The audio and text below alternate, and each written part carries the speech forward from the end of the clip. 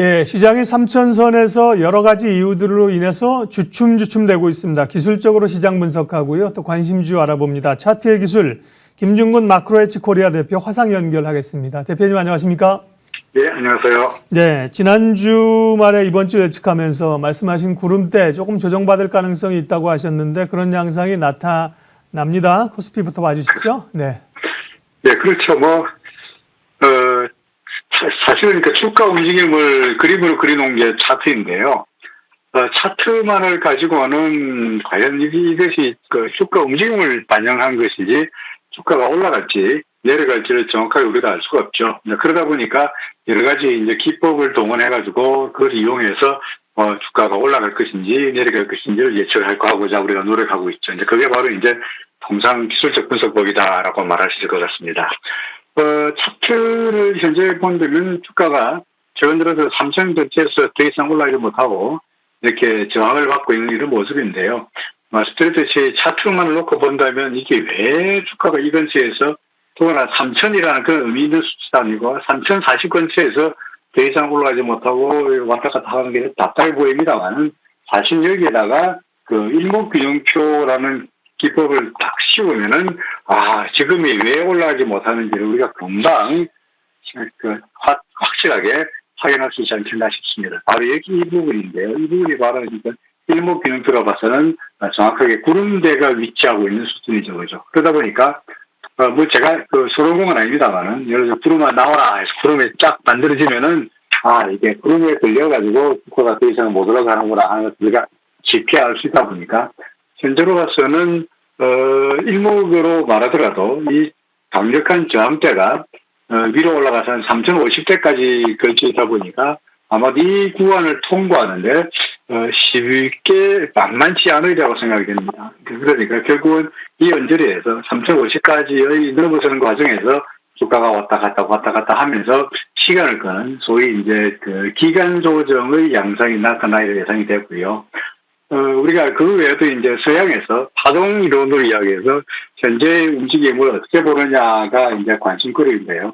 현재 우리는 그동안에 이제 여기서 시작해서 떨어지는 파동이 다 떨어져서 여기가 마지막 그 하락 파동이 끝났고 이제 새로운 상승 파동이 시작되고 있다고 생각하고 있는데요. 지금은 1번 파동 끝난 다음에 현재는 이제 2번 파동이 있을 것이고 이 기간 조정으로 인한 조정이 끝나고 나면은 구름을 돌파하는 강력한 3번 파동이 정비되지 않겠냐라고 현재 예상이 됩니다. 그러니까 당분간은 역시 지난주 금요일 날 말씀드렸듯이 당분간 지루한 조정은 좀 더 이어질 것 같다라고 말씀드릴 수 있겠네요.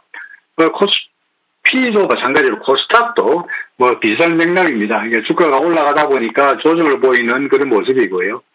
다만 코스피 같은 경우에는 위쪽이 일목으로 봐서 위쪽에 구름에 걸려가지고 좀 답답한 모습이었다면 코스닥은 그렇지 않고 이미 구름을 넘어서 있는 상태이다 보니까 지금으로서는 그 정확한 무슨 저항선 이런 것이 아니고 오히려 아래쪽에 구름이라든지 또는 후행 스프레드에 버티고 있는 이런 지지가 예상되다 보니까 오히려 여전히 계속 말씀드립니다만 코스피보다는 코스닥이 지수 관련 대응적으로 이야기할 때는 그게 좀 더 유망한 것이 아닌가라고 생각됩니다. 둘 다 약간의 조정이 있다가 코스닥 같은 경우에는 천 언저리에서 그리고 코스피 같은 경우에도 그 구름대 안에서 왔다 갔다 하는 그런 모습이 이어질 거다 이렇게 예상이 되네요. 네, 시장은 일단 조정 후 재상승 모색 기대 이 정도입니다.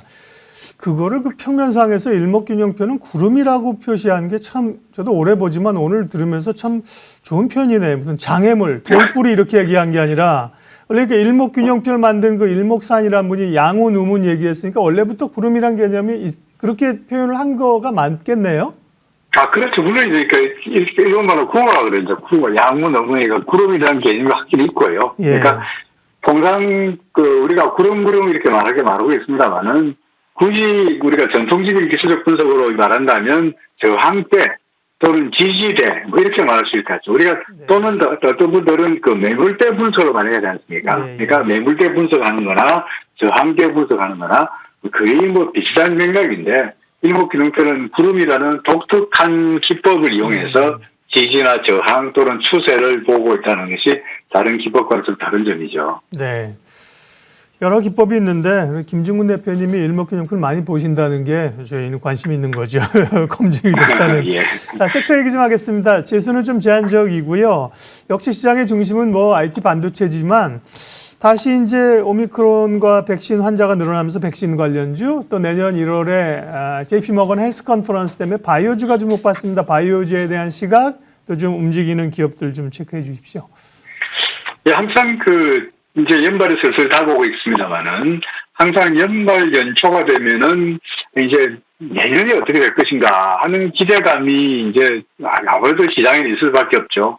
그러니까 우리가 맨날 작심삼일이라 그럽니다만 연초가 되면은 올해는 뭘 해야 되겠다. 예를 들어서 뭐 몸무게를 빼야 되겠다. 뭐 이런 식으로 결심하다가 없어지긴 합니다만은 연초가 되면은 뭔가 기대감에 의해서 주식도 그렇고 사람이 기대감을 가지게 되는데 일반적으로 과거의 예를 볼 때 항상 바이오 관련주들은 거의 당장 실적보다는 기대감에 의해서 움직이는 주식의 성향이 높은지라 항상 1월 초만 되면은 급등하거나 상당히 수익률이 좋았다는 그런 조사 결과가 나와 있기도 합니다. 그래서 올해도 혹시 이번 올해도 역시 역사는 되풀이되는 거니까 바이오 관련주 또는 제약주가 괜찮아지지 않겠냐 하는 기대감도 있고요. 그리고 우리 사회자님 말씀하신 대로 이제 JP모건 컨퍼런스가 있다 보니까 그를 이용해가 사람이 모멘텀이 되리라고 생각했는데 근데 사실은 JP모건 이야기라든지 연초 효과에 대한 기대감은 하락이긴 합니다만은 제약주들이 움직임을 본다면 아직까지 뚜렷하게 뭔가 상승 모멘텀을 만들기보다는 아직까지는 바닥 따지기 정도라고 판단이 됩니다. 그래서 지금 섣불리 바닥이라고 판단해서 여기에다가 물량을 많이 시키보다는 조금씩 주가 흐름을 보면서 먼저 움직이는 주식부터 조금씩 따라가는 것이 오히려 안전한 전략이 아니겠느냐 생각이 되는데요. 그런 측면에서 본다면 뭐니 해도 역시 삼성바이오로직스가 일단은 최탑픽으로 돼야 되지 않겠나 싶습니다. 그러니까 차트를 보더라도 이제 후행스피도 그렇고 주가가 아까 우리가 보았던 구름대를 거의 이제 탈출하기 직전이잖아요. 그죠? 그러니까 구름대가 넘어선다면 이제는 이제 그동안의 하락세에서 벗어나서 과거처럼 다시 한번 상승세로 날아갈 걸로 기대되다 보니까 이제 삼성바이오로직스에 대한 기대 또는 관심은 여전히 줘야 될 것 같습니다. 그 외에 바이오 관련주로서는 한미약품도 현재로서는 조금씩 아직까지는 구름을 넘어서지 못하고 있고 이 구름에 갇혀가지고 갇히는 모습이긴 한데 한미약품도 나름대로 당장은 아닙니다만은 이렇게만 된다면 지금이 아니고 이게 조금만 더 올라가게 된다면 그동안의 하락세에서 벗어나서 상승세로 바뀔 거다라는 기대감을 자아낼 수 있을 것 같으니까 한미약품도 역시 관심 리스트에 넣어놓고 보고 싶고요. 또 하나를 든다면 역시 대웅제약도 마찬가지입니다. 그러니까 대웅제약도 아까 한미약품과 마찬가지로 구름을 넘어서려고 말하는 모습이니까 예를 들어서 한미약품, 대웅제약 또는 삼성바이오로직스 이런 정도로서 바닥을 다지고 조금씩 먼저 가고 있는 종목을 중심으로 관심 리스트에 넣어놓고 조금씩 분할 매수한다면 아마도 내년 초에 있을 1월 효과를 대비해서 좋은 투자가 되지 않겠냐라고 생각이 되네요. 네, 이 제약바이오 가운데 제약바이오는 뭐 어떻게 접근하에 따라서 신약이냐 백신이냐 뭐 여러 가지가 있고 그런 어떤 재료보다는 기술적 흐름에 봤을 때 바닥을 다지고 올라오는 쪽으로 말씀하셨다. 요걸 이제 참고하시면서 들어주시면 좋겠고요. 그다음에 연말이니까 계속 이제 배당주 얘기하셨잖아요. 이제 그렇습니다. 남은 기간 동안에 배당주로서 투자할 만한 기업은 어디 있을까요? 저는 계속해서 배당이라면 뭐니 해도 KTNG 아니겠느냐. 그러니까 전통적으로 과거의 배당 수익률이 매년 꼬박꼬박 우리를 배반하지 않고 대개 4에서 5% 정도의 배당 수익률이 나오기 때문에 이번에도 KTNG 역시 탑픽으로 뽑고 싶습니다. 그러니까 KTNG 계속적으로 주가 차트의 흐름도 좋고요. 그러니까 모든 것을 다 따라서 제가 믿는 일목균형표라든지 차트 흐름을 보더라도 상승세이다 보니까 굳이 KTNG는 배당이 아니더라도 이미 구름 위에서 계속 날아가는 모습이다 보니까 역시 관심 저는 보유하는 데서 별로 무리가 없어 보입니다.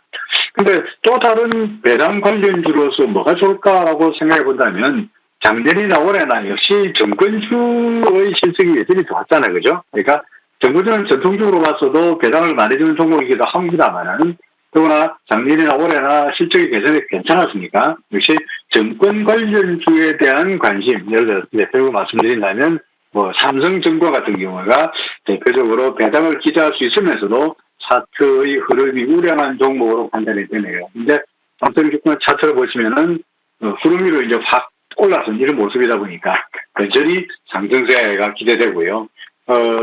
보도 지표로 보더라도 뭐 여전히 뚜렷한 상승세가 나타나 있으니까 뭐 삼성증권은 굳이 배당이 아니더라도 괜찮은 종목. 그래서 연말에 배당을 기대한다면 물론 그 외 배당 관련 종목으로서 뭐 이야기되고 있고 BNK 금융지주라든지 또는 뭐 금호석이라든지 또는 여러 가지 종목들이 나와 있긴 합니다만은 저로서는 차트 흐름도 우량하면서 괜찮은 종목이라 그러면은 QG인지 그리고 삼성증권을 손에 꼽고 싶습니다.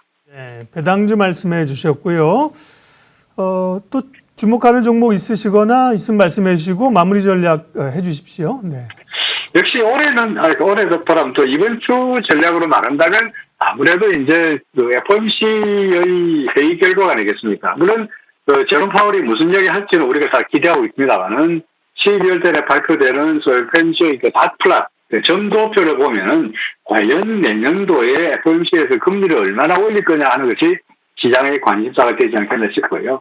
그러다 보면 역시 이제 그 시장의 관심사가 금리로 쏠리다 보니까 역시 금리와 관련되는 종목들도 역시 시장의 흐름에서 관심이 있지 않겠나 싶습니다. 아울러서 연말도 다가가 보다 보니까 소위 대형주 그리고 배당 관련주 그리고 금융 관련주 대형주라고 본다면 역시